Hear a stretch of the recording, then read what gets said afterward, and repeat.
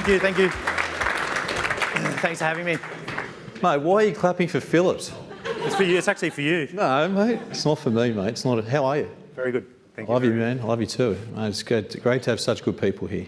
We've had a long association. Long, yeah, very long. How many have you sold this morning? No, one, actually, one. We did one, yeah. What do you do with all that money? Where does it go? Buy houses, Jeff. Yeah. You must have some big safes up there. Got a few. Do you rate yourself as a dancer? Yes. Shut up. You've seen me. Shut up. You are not a dancer. You've seen me.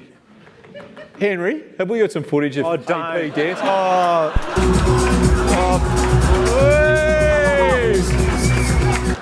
fuck. Fucking hell. What do you think of my dancing? Yours? Yeah. Doing these ones. Henry, can you show?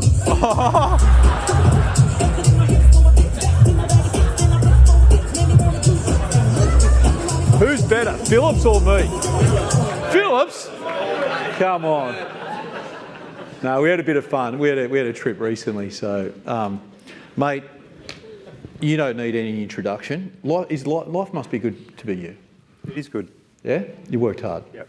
You still love it? Love it. But When are you going to stop? I think probably another 10, 15 years, I'd say. Yep. Yeah. So, do you have tough weeks? Yeah, a lot, yeah. And what would that consist of? Like, how can someone like you with such a big team, so much success, have difficulty? So we sort of generally appraise each year between 700 and 800 properties, and we probably only list about half. So we lose, our conversion rate's about 60%. So, you know, just on the way in, I got a call from a lady we lost a listing to, actually Oliver Lavers, who's in the crowd here today. So, so yeah, that's, you know, that puts you down, but then you know, because we've got so many balls in the air, which is something you told me, you just go on to the next straight away. I think that's what, you know, sets us apart. We're not just, you know, worried about that one lost listing. There's so many more in the pipeline that we just get back on the phone and find the next one. Do you know what most people say about your professional life? About you? Yeah. What do they say? Hard working. You know what else they say? What? How the hell does he do that? All the time. Like, how does Phillips do this? How does he sell them so quick? How does he list so many? Like, he's just a phenomenal, like, hey. So what's your response to that? I thought you'd ask that question. I think it's definitely the passion and the love that I've got for it. You know, it's not about the money, it's about the deal. I'd say, yeah, it's the passion is the number one thing. It's because, like... Yeah, I think if I lose the passion, then I'll probably, you know, stop selling real estate, I'd say. Yeah, because we grew up together, similar age, Yep. and we started at McGrath's many, many years ago, and we had, you and I had real estate heroes when we were 20, right? Yeah, John McGrath, you. Oh, I wasn't one of yours, come on, thank you. But anyway, who else? Probably, yeah, John, you, Shannon, James Dack, Adrian Bowie. Yeah, that's probably where I learnt most of my craft, from sitting behind someone that made 500 calls a week in, week out. You know, Adrian back then was doing 120 deals a year, which is big. Yeah, it was. Yeah.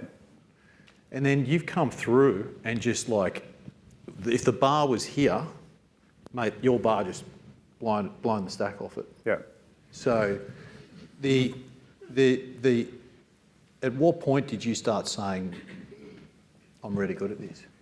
I think if you wind it back, it's just a compound and doing the same thing day in, day out and doing it well and continually doing it. Like I sold a house last week that I've been speaking to them for 20 years. It's just managing the database, and that was uncontested, you know, 1.8% good feed. That, you know, we just, what I did back then was to build a database. Like I cold called Bronte about 5 times, the whole suburb, and just built a database around that. And then when I cold called that person, got their details, I'd say, did you want me to keep you up to date with... Can you give me an example of a cold call? Ring, ring. Yep. Hi, it's Alex from PPDRE Real Estate. How are you? Good. Just wanted to let you know we just sold 409 Bronte Road yesterday for 4.8, which is a relevant sale for yours. It's a 500 square metre block, just down the road from you. Just wanted to let you know, keep you up to date. And you would do these calls at 20, 25, 27 years old? Yeah, yeah, and still do them today, but not cold calls. So how many, you build this database, which is beaches predominantly, Yep. and then you start selling stuff in our market in the inner city. I start seeing you on stuff in Vaucluse. I start seeing you in a house in Redfern. I start seeing, like, you're just everywhere. So how did that happen? Yeah, I think we're pretty lucky that the brand, that we created and that we've worked on for so long, we weren't pigeonholed to one suburb like many sort of franchise businesses are. So we're able to, like that question asked, I think you asked Andrew, like, you've never sold here, well, why would I use you? Yeah. We come up against that, like, every week. And how do you respond? We've got the best process, and I'll explain what our process is. What is your process? I'll get back to that in a minute. I'm happy to share everything, but I think what the difference is the knowledge that I've got across probably 20 suburbs is pretty, it's a deep knowledge of a lot of suburbs, and it's taken a long time to get that, but it's great because you can deviate between different price points, different marketplaces. My mentality is I don't want to be selling $20 million houses. We sold one last week for 3, one for 1.1, one for 8. You did do a 25er. A 25, but that took us a year to sell it, where we could have done 25 million in a week selling 4 houses. So I think the mentality that I've got, and I speak to a lot of real estate agents about it, because I see a lot of people go, I want to work down in Double Bay, I want to sell high-end houses. That's not our mentality. Our mentality is to get 200 sales every year, whatever it is. Wherever, within the east, yeah. I think... Go ahead. I think it's also, so when you've got that mentality as well, when you go into listing appointments, you're on, because you're not like, oh, fuck, this is $1 million apartment, I don't really care about it.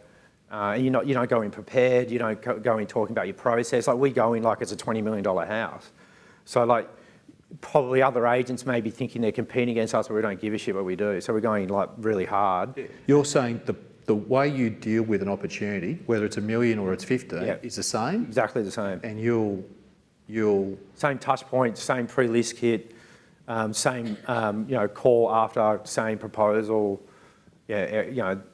With every single appraisal we go on. And we're doing, like I said, 600 or 700 appraisals a year. So it's a lot of preparation you got to do. That my team's amazing, and they help me. We all work together to be able to do that. But what's changed? You've been doing this for 25 years. What's changed in the industry? Speed. The speed of things. Yeah, like we everything's quick these days. You can do, like Vince and I sold an apartment last week in Bondi for 11 million, and we negotiated it within half an hour, and an hour later is exchanged. So because you've got DocuSign, you've got auction pay, you got, like, it's just really quick. So I think we probably do another 10 or 20 deals a year because of the speed of it, and we work with that. So digitally we've evolved a lot. Even with using HomePass really well, with sending out price guide adjustments, negotiation texts. There's no leakage in our process. We explain that to the vendors. Yeah, it's definitely the speed of it. Yeah. So you got how many in the team now? There's 6 of us, and there's just a process that everyone understands, everyone buys into it, and everyone has a role in that team. And then, we've got a combined years of experience of 80, almost 80 years, which is a lot. So it's an amazing team that we all offer something different. It's really hectic. But we love it, and we all offer something to get to where we are each year. Because you used to, I used to hear that there'd be like a sale in Bronte or whatever, at like, you'd exchange it at 7 o'clock at night, and I'd hear that like Bronte owners were already getting texts and phone calls about it that night. If we don't, then the other agents are doing it, and they do it. So we're straight on the phones. And how long? Has that always been part of the practice? Yeah, always. The minute I sell something, I just type in that street in. I'm very backwards in my database. I just use Outlook. I just type in the street, call the street, and I go, what's the next street? I call that. Then I go past clients, call that street until I get too busy and I'm done. Or I'm targeting other listings. I make sure that they get touch points. But it's hard because it's so quick that when we send out something on Instagram, then other agents are prospecting it. Yeah, I actually quite like that because it actually helps us. Yeah, well, you've made a lot of agents better. They're like our sales team. It's great. It is, it's good. So this. Thanks, James. I'd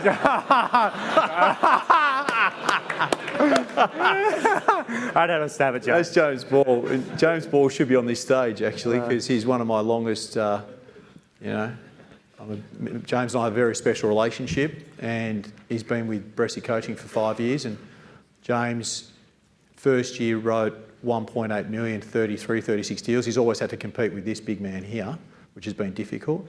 But you've done how many deals this year, James? Sorry. It's under 100 sales. 5 years ago, he was doing 36 sales a year, making 1.8. He does half that in a month now. He's catching up. Yes. We're going to put a stop to that.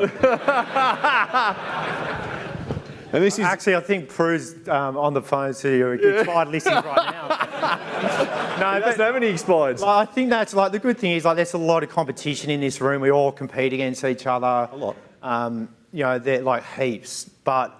That I suppose I know that there's people on our agents on our tails, and it actually drives us even more. Yeah. To strive to get better, to see what we can,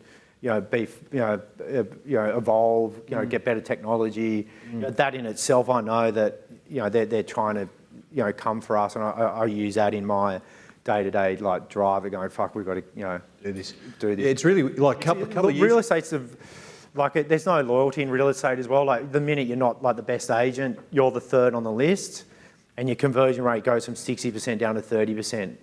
You've got to be, particularly the marketplaces we sell in, you've got to be relevant, you've got to be on the ball, you've got to be present, you've got to be doing, showing social proof of what you're selling, and you've always got to be on. Question for you: if I sell 30 listings, if I sell 30 properties a year, and I come up against you in listing, can I beat you? Yeah, easily. Okay, how? I suppose I would. It's like when I was doing 30 listings. Yeah. It's like when John McGrath was, selling Paddington Terraces and he was 21. It's the mentality. It's just going I can beat this guy. I've got to do whatever it takes. Well, what I talk about in our listing appointments and our processes, in our listing appointments is actually our process and what we do. And I believe that our process is the best, and we've got the best team to do it, that no one else can offer that.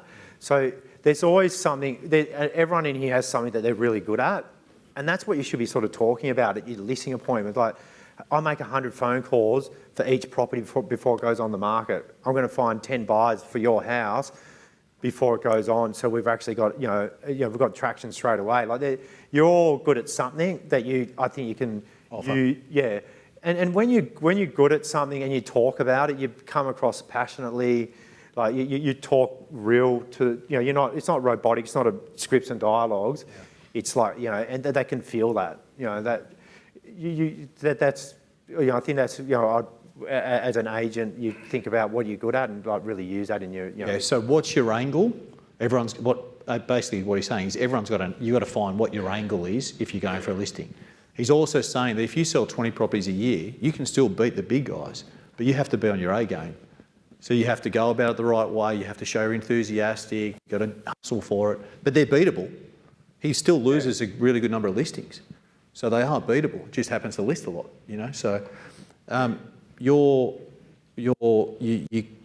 come through and you obviously have holidays and things like that, which is important. You take a lot of time off.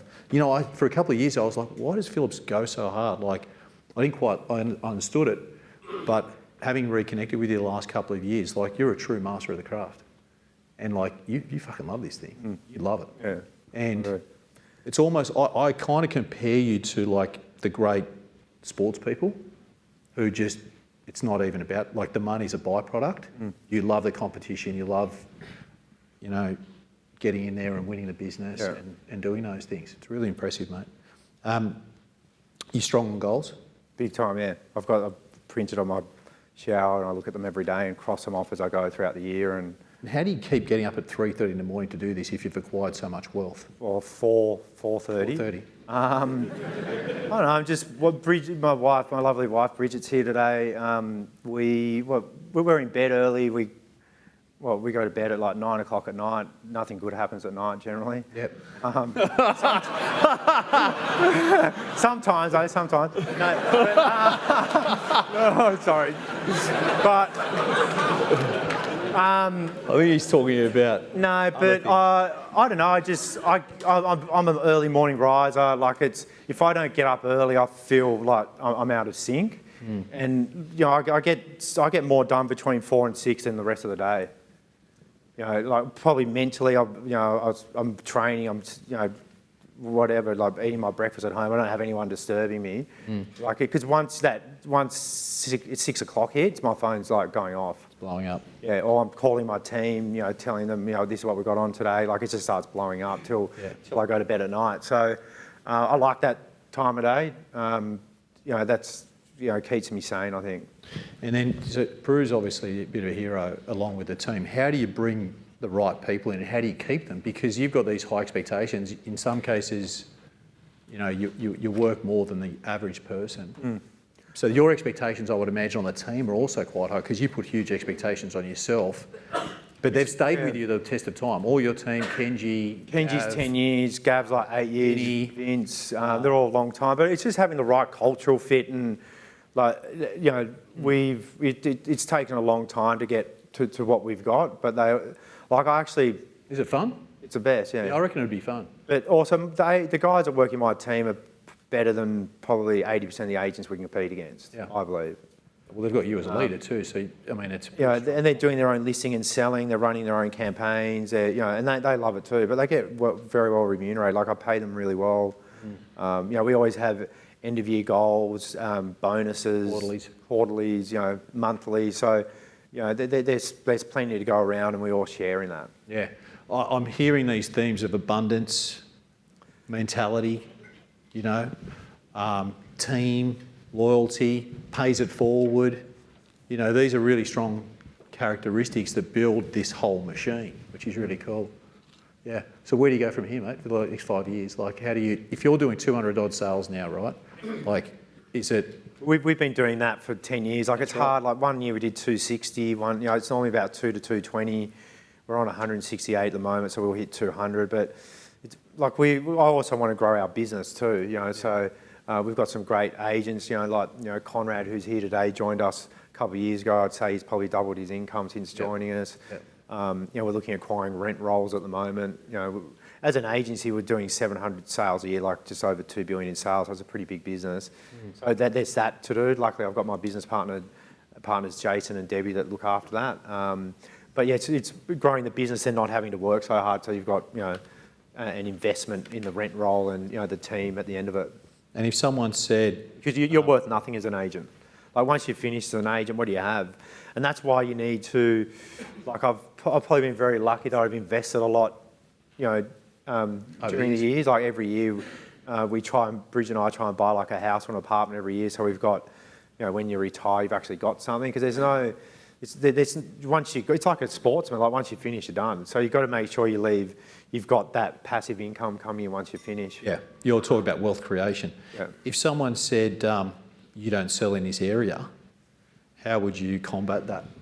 We just run through our process and how we sell, what we do, the trigger points, the date, like just how we step, what we do at open homes, how we follow up buys, the different like negotiation scenarios. If there's 1 buy, 2 buys, we actually talk about negotiations, selling in 1 day, 2 weeks at auction, bring the auction forward, talking about granularly like the ins and outs of like what we do day to day, like in the background that no one sees. And how long would a listing appointment take you? Because you're half an hour, 40 minutes max. Twice or just once? Once normally. And what about if someone said to you, Alex, mate, everyone's saying that you're not going to be at my open because I can see online you've got 35 listings, you're not going to be at my open, mate. I can guarantee I'll be your open. I'll just get Prue to rearrange my diary, so I am. No, I'm serious. But what if? Can you guarantee that? Yeah, like even if I'm there for 10 minutes, I'm still there.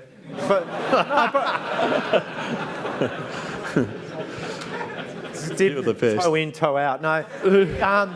But no, we're like with that, like that's what like Prue's jigsaw puzzle. Like right now, she's in the office sorting out 30 opens for Saturday for 6 of us, and how the hell will we get around? And the vendors that I need to be at that are watching us on the cameras and down the street, they do, they do. So we can get around any kickback that all the agents use against us. We've got a full arsenal to respond. So Sure. keep them coming. Ballsy, mate. He's putting the challenge up. I have a relationship with another agent. Good. A strong relationship. Yeah. Do you go out for dinner with them? No? No. Oh, they're friends. They're friends. Yeah. And do you think they'll get you the best price? I trust them. But is it a business decision or is it about a friendship? I like that. Is it a commercial decision or is it a personal decision? So yeah, we come across that all the time. But they're the listings. Like I think you're saying, like as you, Simon was saying, like as you get older and you're more experienced, you go, fuck, do I want to be dealing with this person that's got 4 agents in, and I'm like pulling it out of a hat and they're fucking grinding away. Like we just sort of step away from that stuff now. Like, it's draining. It's too draining. Like those deals, like the one McClay mentioned, like they drain you for the rest of the year. Yeah. Like they're the worst. The energy suck. Yeah, they're like you just got to. We just don't do them. Yeah. It's funny because in your earlier years, you take on anything. You take on everything, right? And you don't realise, but as you get more, as iron sharpens iron, you get sharper and sharper and sharper, then you get a choice of which ones you want to deal with or not. Yeah. How do you deal with the commission stuff, mate? The objections there. Like our fees are always been the same. Like always at the end of the year, we end up about 1.79, 1.8 every year. On average. On average, that's our average. Yep. Yep. So if someone says... So someone said 1.1, we go, our average fee is 1.8, why would we do it at 1.1? Because I've been offered that. That's, but we just go on to the next list and give them 100% at 1.8. It must work. It must work, mate. Okay. So, I've never heard more people say to me, I had a verbal from someone, right? And I think a few people agree to this, who's compete. They go, I had a verbal from this client that they're going to use me, and bloody Phillips got in there and signed it. So... That's probably because we're on the board. I've got a hit list in front of me like every day of ones that I've got my I go through my appraisal sheet every day the whole year, and sometimes like even one yesterday they bought a house for us in Bronte, and they were going to sign up with Deleen, and I called them 2 hours before they met Deleen. I said, "Oh, just get me around there." Now it's a conjunction with Deleen. How'd you get that? It was just probably because I built a good relationship with them buying, and she'd sold the last 2 apartments for them. So why didn't you go in and try to sign it yourself? Well, I did. And so actually, what I said was, which I learned from Will, is why don't you give it to both of us for a week and see who's every man for themselves. That's what I said. I went, oh fuck. I said, no, look, you give it to her, and we'll just go nuts on it. Or you can give it to us, because they weren't going to go with us on exclusively. Yeah. And they said, okay, that sounds good. Will Deleen do that? And what'd you say? Yeah, she'll do it. Yeah. And that's it. Yeah. But it was just, having that in front of me, front of mind, like it's because we're so busy as well. Like we've got everything in spreadsheets and like always looking at, like all of our past appraisals and... all the moving parts. Yeah, there's so much. How do you find the market at the moment? It is challenging. It's price dependent. It's... like as long as we get our guide prices right, they all sell. Yeah. How do you move these guides? This is another one I'm perplexed by. How do you get this thing, which is 8 million guide, and then a week later it says guide 6.5 or 7? How do you... What do you mean went up or down? Goes down by a lot, not like a lot. And you're like, shit, how did he move it from 8 million, 8.5 to 6.5? It's just... So we've changed our approach now with all of our listings. So what we actually do is now, before they go online, we actually sit down now with them for like 10 minutes and do another set up to sell meeting and saying, these are the triggers. If, next week, if we don't have 3 buys or 2 buys and we see tension of guide price increase, we've got to drop it. So you're pre-framing at the listing or just after that if we don't have this, we're going to have a conversation that's going to drop, Yeah. and you'll do that. Yeah. This compression selling, is that the same thing? Yeah. Compression selling is, because we've got such a big buyer pool of where we operate, we're very lucky that there's so many, like each property, like our average buyer to our past 20 houses is 44 by the point of sale. So these days they're more genuine buyers and sort of time wasters. I find like you don't get as many locals. So we can go into a listing and go, okay, this is an $8 million house in Bronte. I go to my guys, get me the top 10 buyers to take. Yep. We go there, say these are the top 10. By the time it goes on, we're going to have 20. By the time we have the photos, like one last week we had 18 groups at the photos. And we sold it 4 days later. But it went online, it started at 6.5, we sold it for 8,150. What if the vendor goes, you know, Alex, you told me 11 or 13, and now a week later you're telling me to take 10.2? Trying to think. You got me on that one. No, it's not in. We're not, because I don't actually say that, because it's in how we deliver it to them. So you're telling me to take 10.2. It's probably because they've had 5 offers between 9 and 10. Yeah. You know? So you're saying this is the best we've got. Yeah. But you told me 13 to 15. Market's changed. No, like, sometimes we just go, yeah, we got it wrong. Like, we actually say that. Like, and it's so hard. It's not we put our hand up and say, yeah, we got it wrong. Love it. Owning it. Like, we do. Responsibility.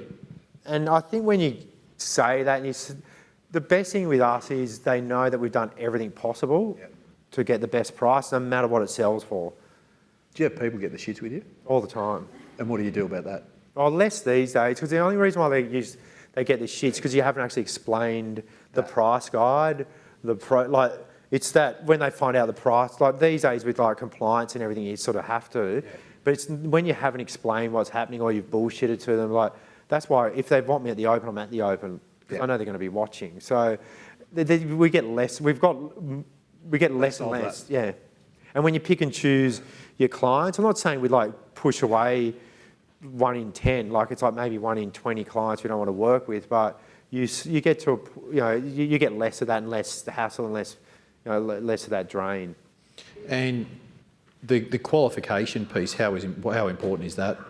Buyer qualification or vendor Sellers, buyers. It's the most important. Yeah. Because you can work out which angle to go in at, particularly with the listing appointment. For the sellers. For the sellers. And then what about the buyer side? Why is that? Why is the qualification there so important? To progress them, that they may not be a buyer, then you turn them into a buyer.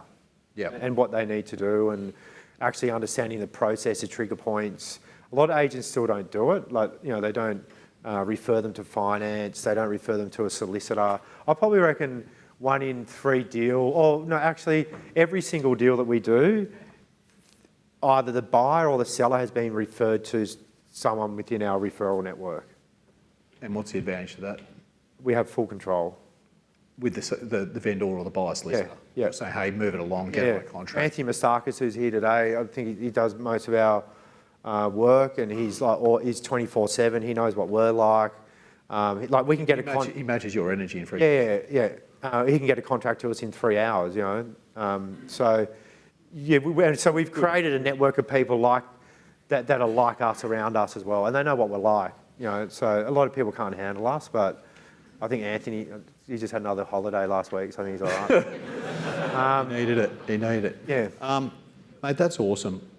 Thank you. And I think it's what I take away from that in our friendship and the 25 years and all your success is I think there's a real level of excellence. Thank you.